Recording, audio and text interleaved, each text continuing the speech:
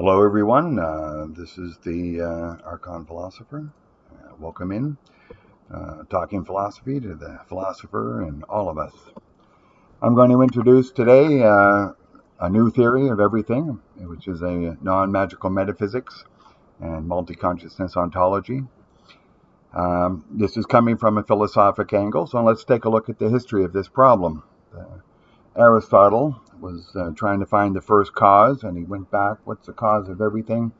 And he wound up asserting an unmoved mover, an uncaused cause. And this is magical thinking. Unfortunately, he didn't get it. We can take a look at other explanations for the first cause. We have the Big Bang. What caused that? Well, we don't really know, and people are imagining things. Gravitational singularities, a cold, dark, expanding emptiness, giving energy for the Big Bang is a recent one I heard. And we can just ask the question, what caused this great emptiness, or what caused the Big Bang, and God, what caused God? So we have what in philosophy we talk about is the bootstrapping problem. I remember running into this, writing about the need for reciprocity or mutual exchange in Kant's Antinomies of Reason and the Critique of Pure Reason. So everyone has really struggled with this bootstrapping problem, and this is what we've got to overcome. And it was in the 1999 delayed choice quantum eraser experiment that I got an idea of how to solve this. And so let's just dive in and take a look at how this gives us the answer. So we'll take a look at an overview of the delayed choice quantum eraser experiment. What we have at the very beginning is we have a pair of a photon which is split into entangled pairs, and then one lands almost immediately at time A, which is D0 in the chart we're going to see. And the other split photon goes through basically a randomized double slit experiment and lands at time B in one of four locations. So this is a random choice at D1, D2, which we don't have which way information, and D3 and D4, which we do. And what we find is wherever it lands at time B, it's always the same result as time A. And so time A happens before time B. So this looks like it's a repeatable modern scientific experiment, which gives us an ability to overcome the bootstrapping problem. So the conclusions from this I'm going to draw is that there is a structural feature of the universe that has information about a future for which a choice has not yet been made. And ultimately, this is very interesting. Not that we can see the future, that's interesting, but that this experiment as a whole is a type of scope that lets us see this structural feature, which otherwise we just couldn't see. So let's take a look at a diagram of this delayed choice experiment. So here we have on the left a photon emitter, and it goes through a double slit, and it's split. And one goes to D0, which is time A. And then the other split goes down into what is the area below of time B. All of these are time B. And D3 and D4, we get which way information, but D1 and D2 are the which way has been erased. And so what we find whenever we look at any of these results at D1, D2, we get an interference pattern. At D0, whenever we look at D3 and D4, we get a 2-bar pattern. So this is revealing something. It's revealing something that we didn't see before. It's revealing a structural feature of the universe. Now, what I'm going to postulate here is given that all of us have cognitive structures, Immanuel Kant called them the categories of thought, that we just imagine them being slightly different or vastly different, and we even have some difference within humans. But let's imagine that we have a sentient creature who can access D0, just access it. We cannot as humans. In some way we can draw an analogy that we're colorblind and we just can't see it, whereas a color-sighted person can just see it. So this sentient creature has cognitive structures that let them see time A or time 0. So let's put it in that we have this sentient creature just looking into the future and seeing itself having dinner. This is sort of one way to imagine it. It's just sitting there having dinner. But the dinner's not real. It's not real yet. It's not reality yet, because the choice has not been yet made to have this universe. This universe is a potential reality. And so what we have at time D0 is information about this potential reality before that choice of the reality has been made. And that choice is going to be to collapse that originary universal wave function. And so this sentient creature decides to collapse the wave function, the originary universal wave function, and then finds itself at D3 or D4 having dinner, and maybe is aware of what it just did, or maybe not right away. But this is overcoming the bootstrapping problem, where there's information, which is a potential reality, and then collapses into a universal wave function. Now, we have talk about the many worlds interpretation, in which all choices are made, and one choice may have been not to have this universe, and it wasn't, or it isn't there.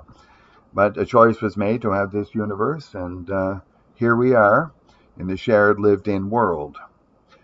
This is a species. It's living and breathing, just like you or I. It has to eat and drink or whatever, and we want to keep in mind that all life requires resources. It dies and has kids or whatever.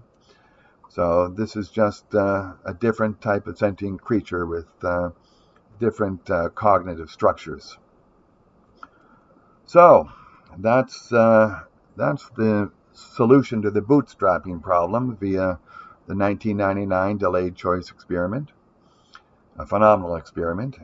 When I read it, I said, wow, this is something. And I think most people do think it's something. I read lots of talk about this experiment. It's a great one. So let's just sum this up here.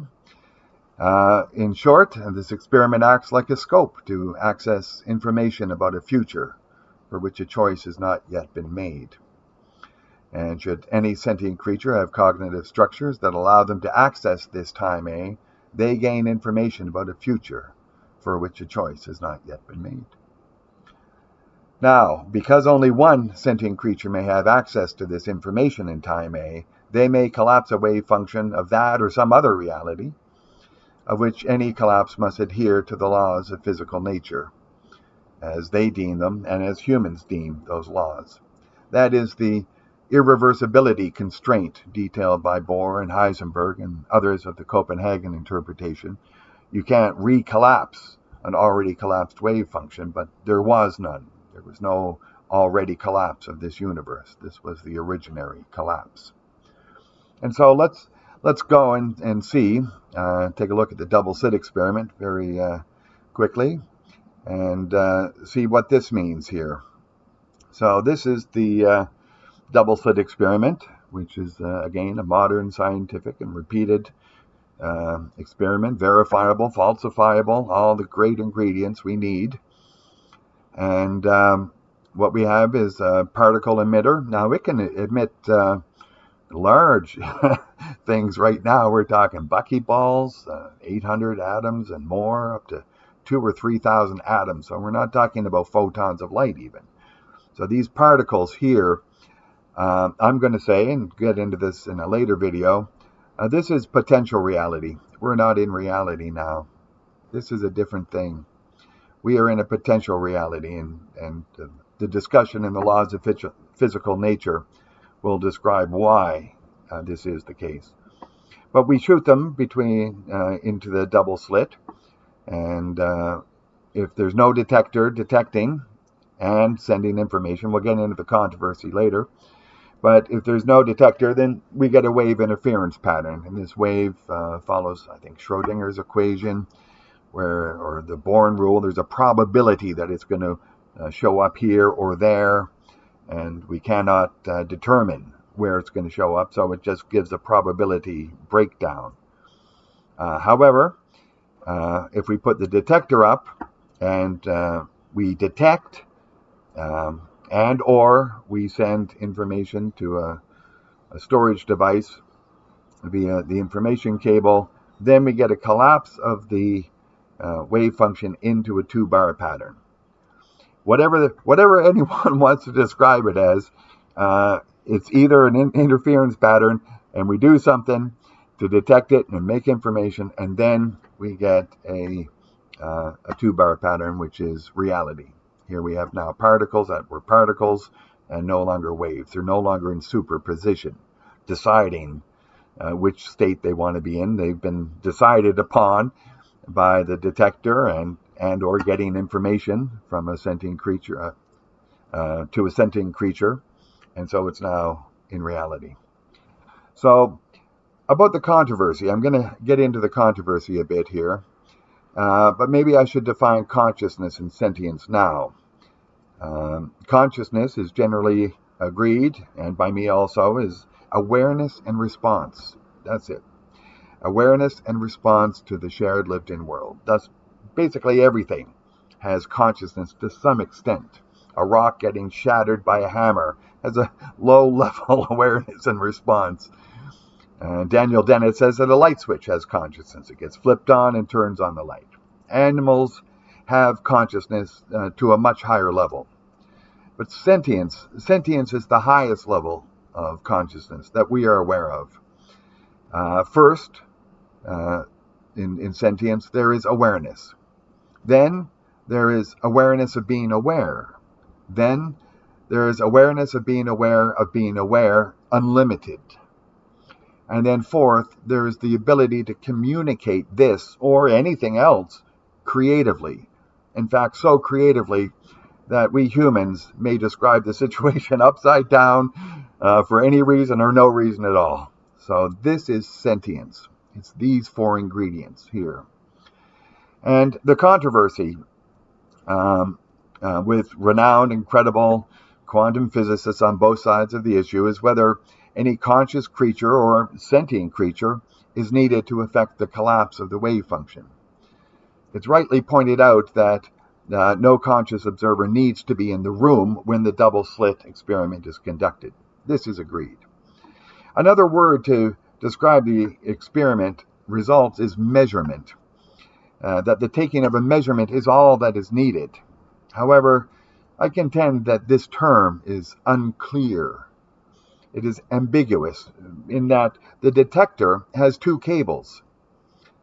It has an electricity cable and an information cable. So the controversy, which should be and must be resolved, surrounds the unplugging of the information cable while keeping the electricity cable plugged in, thus allowing the detector to detect and to take a measurement, but not, in the words of Heisenberg, to register that result. So there's no information about that result. I've seen some videos here by Jim Al-Khalili, Arvin Ash, Tom Campbell, and a report by 2 people about a textbook by Gottfried and Yan, which I don't have, that suggests that this is the case, that these experiments have been conducted, this is the result. And I have seen no experiment cited to counterclaim this. So there's no experiment I've seen cited where somebody does pull out the information cable and the 2-bar pattern remains. So I've not seen that. And if anyone has that, please send it along. Thus, I will take that the philosophical key event in this experiment is making information available to sentient creatures. That's what collapses the wave function. Not a detection, not a measurement, but making information available. So, What we see, and we get this in the delayed choice, where there's information made available in time A, in the D0 location. So, what we see is that in doing this experiment, we have closed a loop. That the collapse of the wave function, getting the information to the sentient creature, closes a loop. And that brings that very small particle into being. Thus, the result of the double slit experiment is an ontological event, an event which creates being. Ontology has a long philosophic history, going back at least 500 years, though being is a difficult idea, as it is so close to us. In short, if something has being, then sentient creatures are able to be aware of it and say, wow, or indeed say anything at all to demonstrate that this something exists or is real. Heidegger exposed a fundamental exposition of being, and in some way we may think of being as an activating of reality. It is activating reality. So we might ask the question, and we should ask the question, I did ask the question, how might we send information about a measurement to a hard drive without any sentient creature even looking at that data? How could this collapse the wave function and produce the two-bar pattern? How does the particle know that sentient creatures are looking in on it, either directly or later on? I will respond by saying it's not a question of knowledge. It's not knowing. For one thing, very small particles can't think. We have no evidence of that. But secondly, and more importantly, the movement from potential reality to reality is governed by one equiprimordial law of physical nature. And we'll get into that in the next video. And consciousness is another law of physical nature. And since all these laws are equiprimordial, they do not invite or allow interference in their operations. They're simple and basic. I took the term equiprimordial from Heidegger, who applied it to Dasein, their being of a sentient creature, and I expanded it to include the laws of physical nature. But for the present discussion, sentience is evidenced by the mere presence of the information recording device. It is also evidenced in the detector itself. Thus, depending on how this controversy goes, it doesn't really matter. What happens in either case is the loop is closed at the point of either detection or making information available.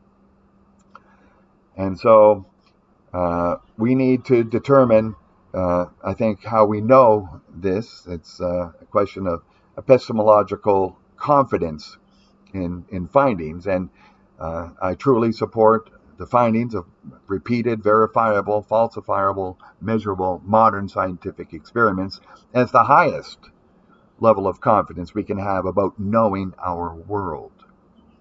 However, I'm going to give a little experiment here, thought experiment. Imagine walking down a beach and finding a perfectly round rock.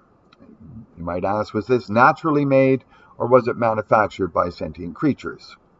Well, we really can't tell for sure. There's really no secure knowledge. It could have been nature, it could have been man-made, human-made, sentient creature-made, but we don't know. The epistemological confidence in this is weak. But if we were to rather find a computer or indeed a detector on the beach and open it up, we would arise to, I think, the highest level of epistemological confidence, of knowledge confidence, that this was created by sentient creatures and is not a natural product. Thus, when a potential particle arrives at either the detector or the hard drive, the loop is closed, as sentience has been connected to. So, we have brought the particle into reality. The potential reality has become an actual reality. By closing this loop, sentient creatures are now able to be aware of it and go, wow, or any other thing they want to say. Thus, in closing, there is a structural feature of this universe which allows information for which a choice has not yet been made. And given the flexibility in cognitive structures that we see even in humans, it is the contention of this non-magical metaphysics, this new theory of everything, that a certain type of sentient species has the ability to access that structural feature of this universe and to have collapsed an originary universal wave function into reality and thus into being.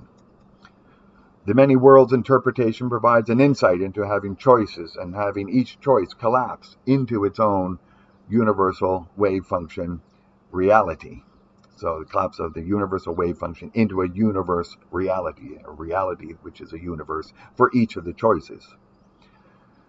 This was a similar mechanism to have this type of sentient creature collapse the originary universal wave function based upon information it had in the impending choice to say yes to that information, to say wow to that information, and to bring about this universe, to create this shared lived-in world.